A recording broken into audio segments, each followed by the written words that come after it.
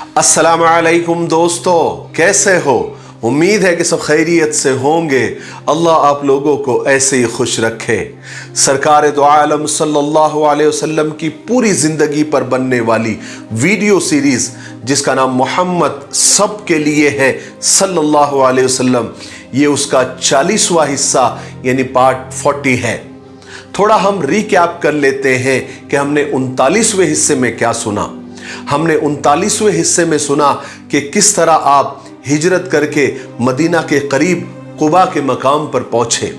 वहां आपने 14 दिन क़याम किया।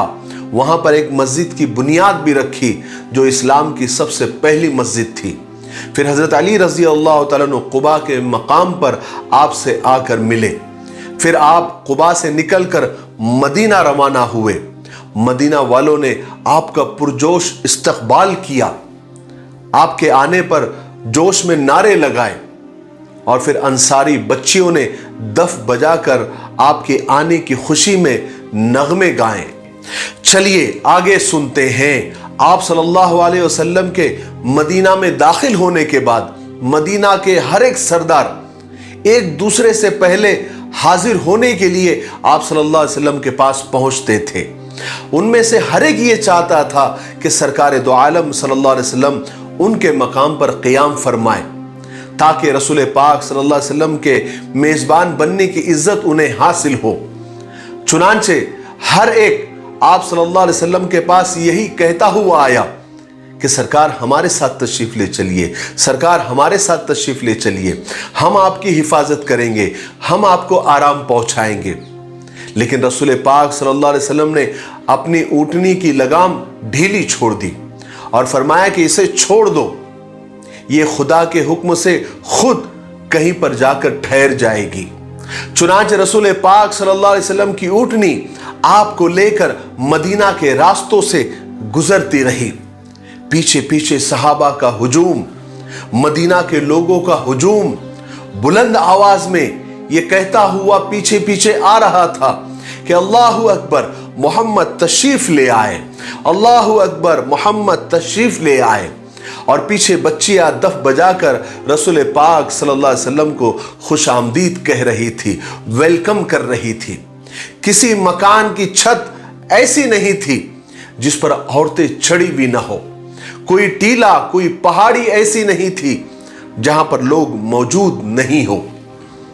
ये सब हबीब खुदा रसूल पाक सल्लल्लाहु अलैहि वसल्लम को देखकर अपनी आंखें ठंडी कर रहे थे और आप सल्लल्लाहु अलैहि वसल्लम की जियारत से अपने प्यासे दिलों की प्यास को बुझा रहे थे।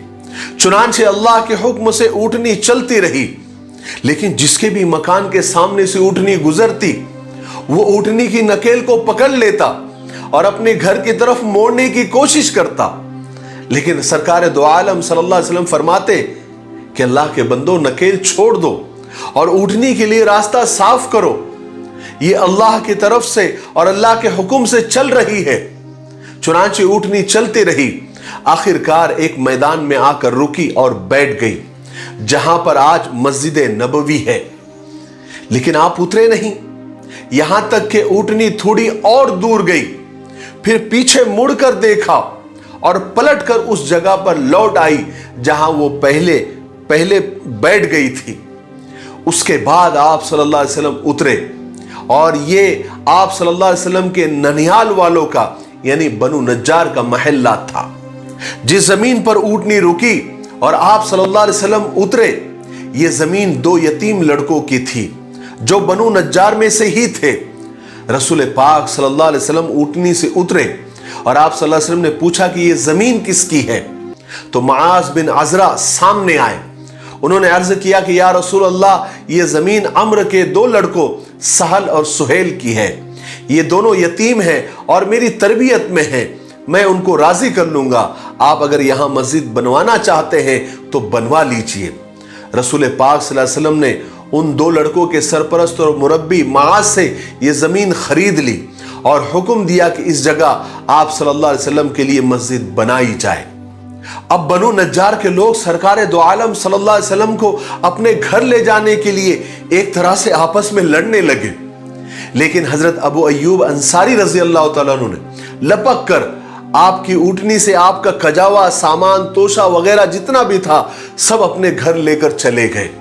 اس پر آپ صلی اللہ علیہ وسلم نے فرمایا کہ آدمی تو اپنے کجاوے کے ساتھ ہوتا ہے نا، اس لیے میں ابو ایوب انصاری کے گھر پر جاؤں گا۔ اور حضرت اسد بن زرارہ نے آپ صلی اللہ علیہ وسلم کی اونٹنی کی نکیل پکڑ لی، چنانچہ یہ اونٹنی انہی کے پاس رہی۔ پھر رسول پاک صلی اللہ علیہ وسلم حضرت ابو ایوب انصاری رضی اللہ عنہ کے مقام پر آپ نے قیام فرمایا جب تک مسجد اور مکان تیار نہیں ہوئے۔ رسول پاک صلی اللہ علیہ وسلم کی قربت حاصل کرنے کے بعد بنو نجار کے تو خوشی کا کوئی ٹھکانہ ہی نہیں تھا۔ بنو نجار رسول پاک صلی اللہ علیہ وسلم کے دادا عبد المطلب کے ننیال والے تھے۔ ادھر نجار کے جو پڑوسی تھے وہ بھی خوشی سے پھولے نہیں سما رہے تھے، کیونکہ انہیں جناب رسول پاک صلی اللہ علیہ وسلم کا مبارک پڑوس جو مل گیا تھا۔ وہ اپنی خوشی کا اظہار اکثر ان الفاظ میں کیا کرتے تھے کہ ہم تو بنو نجار کے پڑوسیوں میں سے ہیں، زہ نصیب کہ ہمیں رسول پاک صلی اللہ علیہ وسلم کا مبارک پڑوس ملا۔ عورتیں اور بچے مکہ سے مدینہ پہنچ گئے۔ کوئی بھی ایمان والا اپنے ساتھ ساز و سامان مال و دولت ساتھ نہیں لا سکا تھا، کیونکہ سب چوری چھپے مکہ سے مدینہ کے لیے روانہ ہوئے تھے۔ لیکن مدینہ کے انصاری صحابہ نے ان لوگوں کے لیے اپنے گھروں کے دروازے کھول دیے، ان کے اوپر اپنی مال و دولت کو خرچ کیا، جس سے مہاجروں کو اپنی ضروریات زندگی حاصل کرنے میں مدد ملی۔ انہوں نے اپنی اپنی حیثیت سے اپنے اپنے مطابق اپنے کام شروع کر دیے۔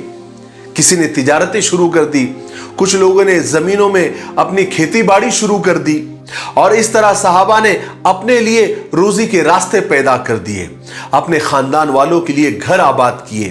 جو لوگ بہت زیادہ غریب تھے، کوئی کام نہیں کر سکتے تھے، نہ کوئی گھر بنا سکتے تھے، ان کے لیے رسول پاک صلی اللہ علیہ وسلم نے ایمان والوں کے ہی روپیے پیسوں میں سے اور مال میں سے وظیفے مقرر کرائے تاکہ ان کا گزر چل سکے۔ اور پھر رسول پاک صلی اللہ علیہ وسلم نے ایک زبردست دور اندیشی اختیار کی کہ مہاجروں اور انصاریوں کے درمیان بھائی چارہ اور برادرانہ رشتے قائم کیے۔ ہر مہاجر انصاری کو اپنا بھائی سمجھنے لگا، اور ہر انصاری ہر مہاجر کو اپنا سگے بھائی سے بھی زیادہ سمجھنے لگا۔ اور اس طرح آپ صلی اللہ علیہ وسلم نے تمام مسلمانوں کو خدا کے راستے میں بھائی بھائی بنا دیا، اور تاکہ ان کے دلوں میں محبت پیدا ہو جائے، وہ سب کے سب ایک ہو جائے۔ اس کا نتیجہ یہ ہوا کہ سب مسلمان دل و جان سے ایک ہو گئے۔ ہر شخص دوسرے کے لیے وہی چیز پسند کرتا تھا جو خود اس کو پسند ہوتی تھی۔ مدینہ میں یہودی بھی بڑی تعداد میں آباد تھے۔ خود مدینے کے چاروں طرف ان کا کافی اثر تھا، اقتدار تھا۔ ایسی صورت میں جب تک مسلمان اور ان کے درمیان اتحاد نہ ہو، اس وقت تک امن و سکون پوری طرح قائم نہیں ہو سکتا تھا۔ اس لیے ایک ایسا معاہدہ، ایک ایسا ایگریمنٹ ضروری تھا جس کے بعد یہودی اور مسلمان کے درمیان اتحاد اور یونٹی پیدا ہو جائے، اور آپس کے لڑائی جھگڑے، عداوت، دشمنی اور پھوٹ باقی نہ رہے۔ چنانچہ رسول پاک صلی اللہ علیہ وسلم نے یہودیوں اور مسلمانوں کے درمیان ایک معاہدہ لکھا، ایک ایگریمنٹ لکھا، جس کے ذریعے ان کو ان کے مذہب، ان کے مال و دولت کو امان دی، یہاں تک کہ جنگ کی حالت میں بھی ان کو برابر کا شریک کیا۔ یعنی جو مال مسلمانوں کو مال غنیمت سے ملے گا وہ ان کو بھی ملے گا۔ یہودیوں میں بہت سے لوگ ایمان بھی لے آئے، جنہوں نے اس بات کا اقرار کیا کہ یہ وہی نبی ہے جن کا ہماری کتابوں میں ذکر ہے، یہ وہی پیغمبر ہے جنہیں اللہ تبارک و تعالیٰ نے ان کے لیے بھیجا ہے تاکہ وہ سچائی کی طرف بلائے، جس سے یہودی اور عیسائی ہٹ گئے ہیں۔ مگر زیادہ تر یہودی اس بات کو نہیں مانتے تھے کہ آپ ایک نیا دین لے کر آئے ہیں جو ان کے دین سے بہتر ہے۔ تقریباً سب یہودی یہ بات جانتے تھے کہ حضرت محمد صلی اللہ علیہ وسلم ہی پیغمبر آخر الزماں ہیں، اور وہ آ چکے ہیں، اور یہ وہی نبی ہے جن کا ذکر ہماری کتابوں میں ہے، اور ہمارے عالم، ہمارے راہب اس بات کی خبر دیتے آئے ہیں۔ یہی خدا کے سچے نبی ہیں جو آخری زمانے میں ظاہر ہونے والے ہیں، اور وہ ہو گئے ہیں۔ اس لیے سارے یہودی اور سارے عیسائی بڑے شوق سے آپ صلی اللہ علیہ وسلم کا انتظار کر رہے تھے تاکہ وہ ان پر ایمان لے آئے۔ مگر جب سرکار دو عالم صلی اللہ علیہ وسلم نے اپنی نبوت، اپنی رسالت کا اعلان فرمایا تو اکثر یہودی آپ صلی اللہ علیہ وسلم کی اس سچائی کا انکار کر بیٹھے، اس لیے کہ رسول پاک صلی اللہ علیہ وسلم ایک نیا دین لے کر تشریف لائے تھے جو سب سے زیادہ مکمل مذہب ہے۔ یہ بات یہودیوں کو راس نہیں آئی کہ وہ اپنا مذہب چھوڑ کر نیا مذہب اختیار کرے۔ وہ یہ چاہ رہے تھے کہ آنے والے نبی، آخری نبی، انہی کے دین کو لے کر آگے بڑھے۔ لیکن اسلام روز بروز بڑھتا جا رہا تھا، پھلتا اور پھولتا جا رہا تھا، بلکہ اب شہر مدینہ اسلام کا مرکز بن گیا تھا۔ اور یہ چیز سے اور اس بات سے یہودیوں کے سینوں پر سانپ لوٹنے لگے۔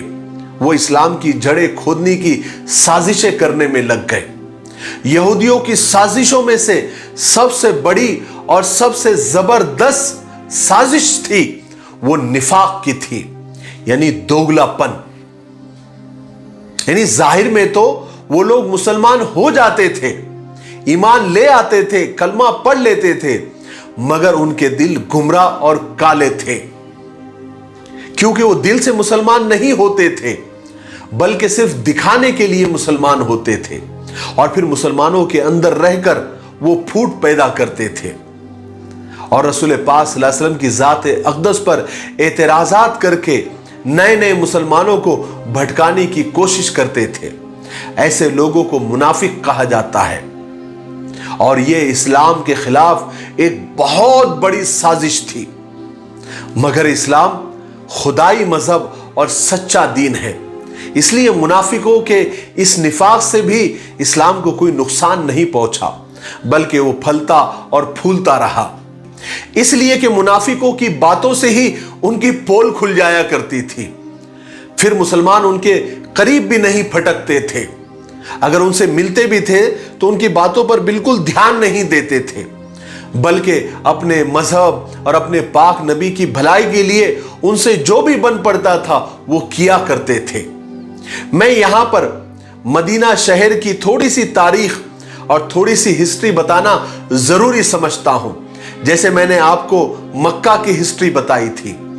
مدینہ دراصل ایک بہت پرانا شہر ہے، اس کا پرانا نام یثرب ہے، اور یثرب دراصل ایک شخص کا نام ہے جس نے اس شہر کو آباد کیا تھا۔ وہ حضرت نوح علیہ السلام کی 5ویں نسل میں سے تھا، یعنی 5ویں پشت میں سے تھا۔ سب سے پہلے وہ اس علاقے میں آ کر ٹھہرا، پھر دوسرے بھی لوگ آ کر یہاں پر ٹھہرتے رہے اور آبادی بڑھتی چلی گئی۔ یثرب چونکہ پہلے آیا تھا اور وہ اس شہر کا بانی تھا، اس لیے اس جگہ کو لوگ یثرب کہہ کر ہی پکارنے لگے، اور اس کا پھر یہی نام پڑ گیا۔ ہجرت سے پہلے، یعنی آپ صلی اللہ علیہ وسلم کی ہجرت سے پہلے، آپ صلی اللہ علیہ وسلم کے یہاں آنے سے پہلے اس شہر کی کوئی خاص اہمیت نہیں تھی، بلکہ ایک طرح سے یہ شہر یعنی یثرب ایک طرح سے پورے عرب میں بدنام تھا، کیونکہ یہاں کی آب و ہوا بہت ہی زیادہ خراب تھی۔ لوگ اس شہر کو یعنی یثرب کو بیماریوں کا گھر سمجھتے تھے۔ یہاں پر طرح طرح کی بیماریاں اور وبائیں پھیلتی اور پھولتی رہتی تھی، مگر اب اس سرزمین کی قسمت کا ستارہ چمکنے والا تھا۔ اس زمین کو آسمان سے بھی زیادہ بلندیاں ملنے والی تھی۔ اس کے مقدر میں عزت اور شرف لکھا ہوا تھا، جس کا مقابلہ دنیا کی کوئی زمین نہیں کر سکتی تھی۔ یہ وہی سرزمین ہے جس نے اللہ کے حکم سے اس کے حبیب کو اپنے آغوش میں پناہ دی تھی۔ جس وقت سرکار دو عالم صلی اللہ علیہ وسلم کا اپنا وطن، اپنی سرزمین ان کے لیے تنگ ہو گئی تھی، یہی وہ شہر ہے جہاں کے لوگ اس وقت آپ کی مدد، آپ کی نصرت، آپ کے سپورٹ کے لیے کھڑے ہوئے جب آپ کی قوم نے آپ کو ظلم کا نشانہ بنا رکھا تھا۔ یہی وہ شہر ہے جو دین اسلام کا سب سے پہلا گہوارہ بنا، اس کی گود میں اسلام پھیلا اور پھولا، یہاں سے ہی اسلام کو ترقی ملی۔ سب سے بڑھ کر یہی وہ مقدس سرزمین ہے، یہی وہ پاک مقام ہے جس کی آغوش میں سرور کونین صلی اللہ علیہ وسلم قیامت تک کے لیے آرام فرما رہے ہیں۔ ہجرت کے بعد جب آپ صلی اللہ علیہ وسلم نے اس شہر کو اپنا وطن بنایا تو اس کا نام طیبہ رکھا، اور اللہ تبارک و تعالیٰ نے اس شہر کو طابہ کے نام سے پکارا۔ دراصل یہ دونوں نام طیب کے لفظ سے بنے ہیں، اور طیب کے معنی پاک ہے۔ نام بدلنے کے بعد آپ صلی اللہ علیہ وسلم نے اس شہر کو یثرب کہنے سے منع فرمایا، یہاں تک کہ آپ صلی اللہ علیہ وسلم نے فرمایا جو کوئی اس شہر کو یثرب کہے گا اسے اللہ تعالیٰ سے توبہ کرنی چاہیے۔ یہ طابہ ہے، طابہ یعنی پاک ہے، یہ سرزمین پاک ہے۔ مگر اب چونکہ رسول پاک صلی اللہ علیہ وسلم نے اس کو اپنا وطن بنا لیا تھا، اس لیے صحابہ اکرام رضوان اللہ تعالی مجمعین اس کو احترام کی وجہ سے مدینۃ الرسول یعنی پیغمبر کا شہر کہنے لگے۔ پھر یوں آہستہ آہستہ اسے صرف مدینہ کہا جانے لگا۔ اب چونکہ مدینہ کی آب و ہوا ٹھیک نہیں تھی، اچھی نہیں تھی، یہاں پر اکثر بیماریاں پھیلتی رہتی تھی، اس لیے ہجرت کے بعد یہاں پر آ کر بہت سارے صحابہ بیمار پڑ گئے، اور بہت سارے صحابہ میں حضرت ابوبکر صدیق رضی اللہ تعالیٰ عنہ، حضرت عامر بن فہیرہ اور حضرت بلال رضی اللہ تعالیٰ عنہ بھی تھے۔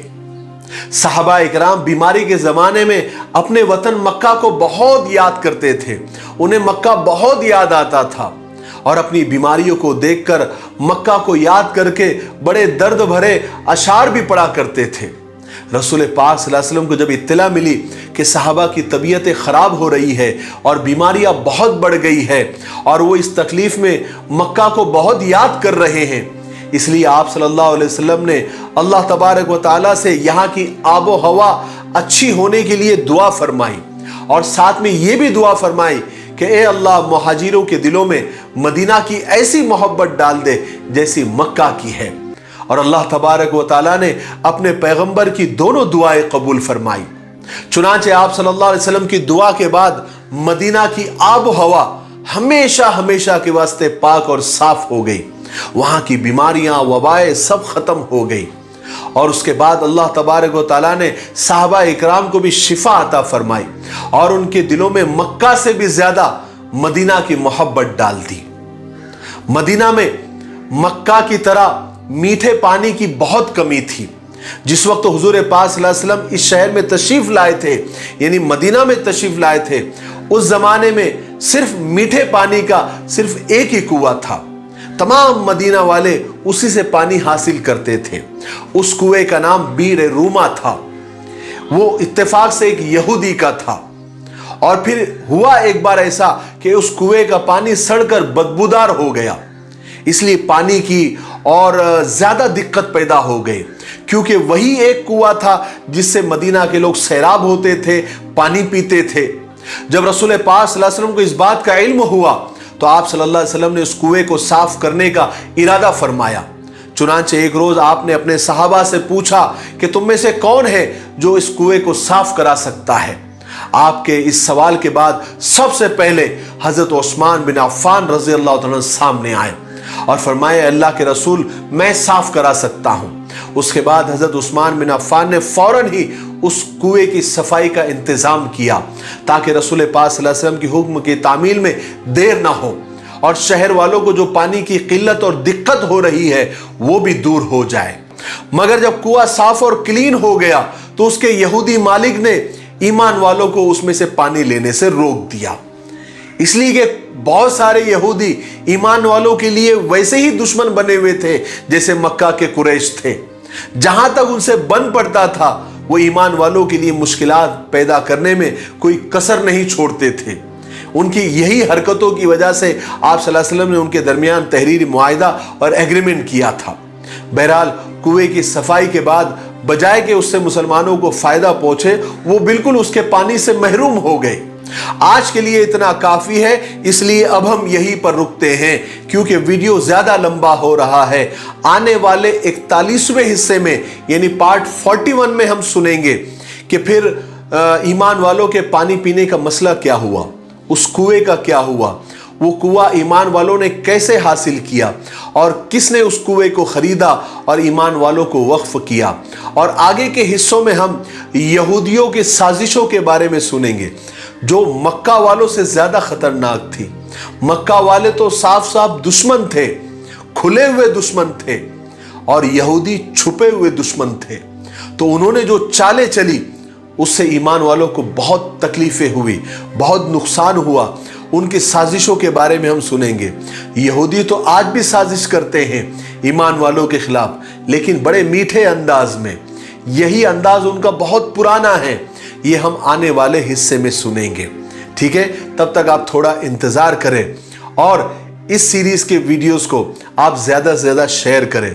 आप शेयर नहीं कर रहे हैं और ज्यादा से ज्यादा लाइक नहीं कर रहे हैं।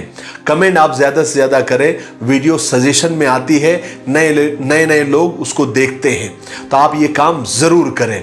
दूसरी बात आप लोगों से कहनी कि हमारा जो सीरत का क्विज कंपटीशन यानी सवाल और जवाब का जो इनामी मुकाबला बहुत जल्द शुरू होने वाला है, और उसके रूल्स रेगुलेशन कैसे होंगे और वो कैसा होगा, सवालात कैसे होंगे, जवाबात कैसे देने हैं, ये सारी तफसील, सारी डिटेल एक मुकम्मल वीडियो बनाकर आपकी खिदमत में हम पेश कर देंगे। इसलिए आप अलग अलग प्लेटफॉर्म पर, चाहे यूट्यूब पर हो, फेसबुक पेज पर हो या हमारे इंस्टाग्राम पर हो, सवालात करके आप खुद भी कंफ्यूज ना हो और हमें भी कंफ्यूज ना करें। थोड़ा सा इंतजार करें, सारी चीज़ें आपके सामने खुल के आ जाएगी। बहुत आसान है। एक बहुत अहम सवाल का जवाब मैं आपको दे दूं कि इस क्विज कंपटीशन में हिस्सा लेने के लिए कोई चार्ज नहीं है, कोई फीस नहीं है। हमने जो ताउन करने का बोला है वो इसलिए बोला है कि इसके जो प्राइज होंगे, इसके इनामात होंगे वो ज्यादा से ज्यादा हो, ताकि बच्चे भी इसमें बढ़ चढ़कर हिस्सा लें और दूसरे मजहब के लोग भी इसमें बढ़ चढ़कर हिस्सा लें और आप सल्लल्लाहु अलैहि वसल्लम की जिंदगी को सुने, पढ़े, देखें, ताकि वो आप सल्लल्लाहु अलैहि वसल्लम की जो असल पर्सनालिटी है, असल जो आपकी शख्सियत है, उसको समझे और लोगों के और दुश्मनों के बहकावे में ना आए। इस सारी सीरीज का मकसद भी वही है, इस क्विज कंपटीशन का भी मकसद वही है और इस सारे इनामात रखने का मकसद भी वही है। इसलिए मैं चाह रहा हूँ कि ज़्यादा से ज़्यादा बड़े से बड़ा इनाम हो ताकि सब लोग इसमें दिलचस्पी लें। तो आप लोग जो है इसमें एंट्री फीस तो कुछ भी नहीं है, लेकिन इनामात को बढ़ाने के लिए आप इसमें सपोर्ट कर सकते हैं। आप इस बारकोड को जो आपको नज़र आ रहा है इसको स्कैन करके इस पर मिफ्ताही एंटरप्राइजेस लिख कर आ जाएगा। आप इसमें अपना सपोर्ट, अपना ताउन दे सकते हैं, अपना फंड ट्रांसफ़र कर सकते हैं, ठीक है। मुझे उम्मीद है कि आप ये काम ज़रूर करेंगे और आप कर रहे हैं माशाल्लाह। मुझे बेहद खुशी है। हम आप लोगों के लिए दुआ करें कि अल्लाह ताला आपको खुश रखे, आपकी तमाम परेशानियां, मुसीबतों को अल्लाह ताला दूर रखे। तब तक मेरे लिए, पूरी उम्मत के लिए और पूरी इंसानियत के लिए खैर और भलाई की दुआ करते रहे। अस्सलामु अलैकुम व रहमतुल्लाहि व बरकातुहू।